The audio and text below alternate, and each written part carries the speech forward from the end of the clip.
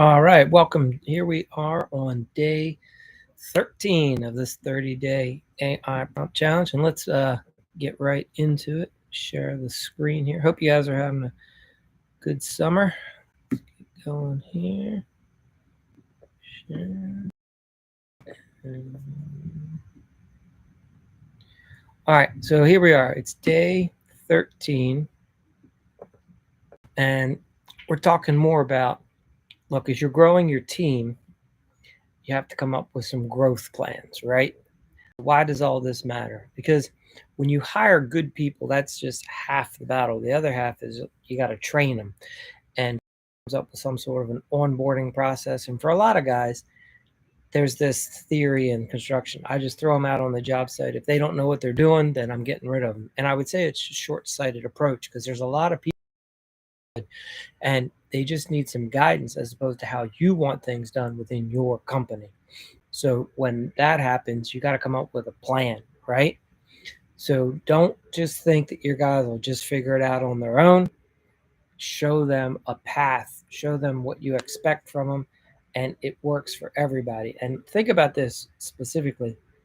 A lot of your millennials are looking for this in a job. They want someone that's going to help show them what to do because their parents sure didn't, right? So you're going to want to do. All right. So here you can use AI, right, to build the guides, the lesson plans, and it's a structured training plan. It's going to give your guys a visible growth path, right? So again, we're talking about, you've identified that you need someone on your team. You've made one ad, you've gotten some responses, you've gone ahead and you've hired somebody, but now that they're actually going to show up the first day, you need to set them up for success. Just throwing them out to the wolves long term is not going to help. So here's what you can do. Let's blow this up a little bit. There's a lot of words here. So here's the AI prompt that you want to create, right? You're going to create a custom onboarding and training plan for the new hires, like a project manager, crew leader, or an office admin, right? And you want to create this 90-day period for the training of the person in your company. And you'll outline it week by week. And this will set you up for the first 3 months. Now, you're going to include some key training topics, like maybe the project management software that you use, your standard operating procedures, how you go about ensuring that you have client communication, your standard practice around that, right? And maybe shadowing, where they're going to follow around somebody else on your team. So you put all this together. The goal here is a clear roadmap so that this new project manager is fully integrated and confident by the end of the next. So let's move on over to our AI prompt, right? So here we go. The goal is to have a clear roadmap. So we're going to hit enter. Let's see what we come up with. Boom. All right, here we go. Our 90-day onboarding and training plan. Now this one's set up for a project manager, and you can tailor that to any position. The goal, we want them to confidently lead the project independently by day 90. Structure these and make some notes and changes if you want yours to look a little different. But first week, we get everyone what the value of the company is, our mission, our culture, right? We introduce them to things like our standard operating procedures, the site prep, the end of the day, all these things that we go over at the Remodeling Academy. You make sure that they understand safety protocols, any OSHA basics that you need to implement, all right? They should have a good overview of current projects you guys have booked. What's the status, the scope, the schedules, help them see how it all flows together. You begin having them shadow you or another senior person that does this actively on a job site. They should meet at a job site or meet at your office and then go out with that person and spend the day with them for a couple of days, right? Oriented.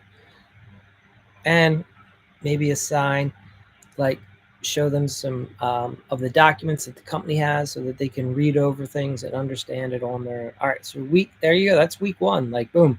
Now we're into week 2, right? And we should be training them up on what kind of software we're using to track all the jobs, whether you're doing something simple like using Slack or Google Drive, or maybe using more of a complex all-in-one software platform. They should understand a job folder structure and the documentation process, all the things that you and your company feel is important, that you have to keep track of. Make sure they've gone through your change order process. Again, they should be shadowing some more people in the field, getting out to more job sites. They should be seeing what you guys do in the morning, the morning huddles, any subcontractor meetings. And again, they should be around for any maybe walkthroughs or client touch points. All right. Show them some email with clients, what the protocol is, if the office admin's supposed to reach out first. Again, just show them and how it can be done for them. Also, if you guys aren't implementing, you need to start implementing pre-construction meetings, right? The importance of the pre-construction meeting, we've talked about this in other episodes, that is where sales, literally hands,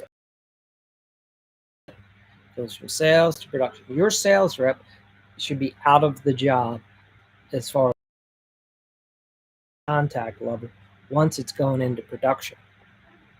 All contacts should now shift to the, so the homeowner shouldn't be calling the salesman to find out what's going on. You need to do a handoff. And the best way to do that is have both and the project manager both at the pre-construction meeting, and you physically hand it off. And it works very smoothly, and nobody's feelings get hurt, and the client will clearly understand going forward. Today, we no longer talk to the salesman, we talk to our project manager.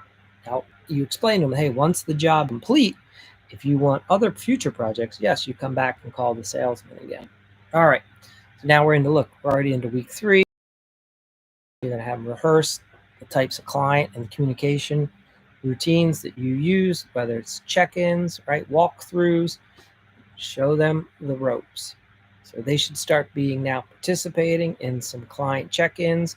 They should be supervising some call supervision, right? And they walk through. You should have them engaged and involved in any difficult scenarios so that they can see how you handle them.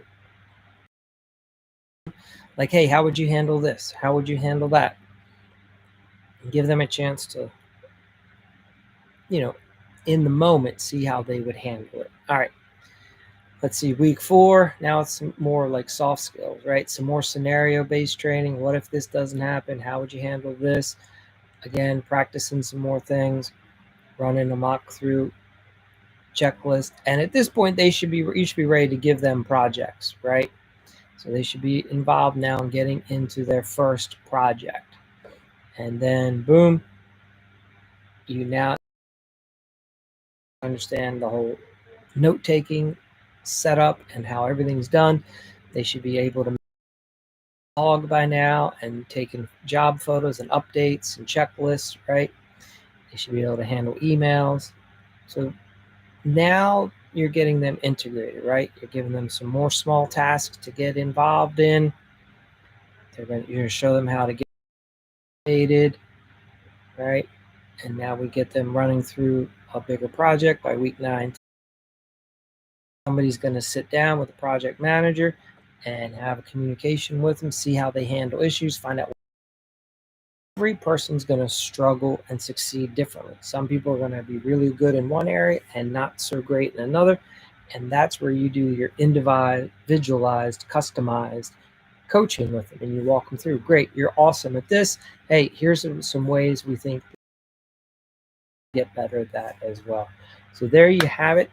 This breaks down a good way to do an evaluation and to onboard a new project manager. Again, you don't want to just throw them out there into to the wolves, as they say. You'll get a much better response if you do some hand-holding to help walk them through. So that's it for day 13 of our 30-day AI prompt challenge for remodelers.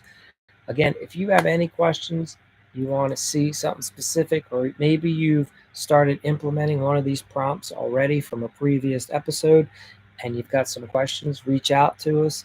Go to our contractors group on Facebook, Remodelers Helping Remodelers, and you can post your question in there. I'll be more than happy to address any scenario that you're running into specifically.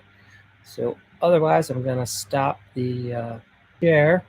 And that's it for tonight. So I appreciate you guys tuning in. Again, if you need any help at any time with any of your AI prompts, you just reach out. We're always here. Have a good one.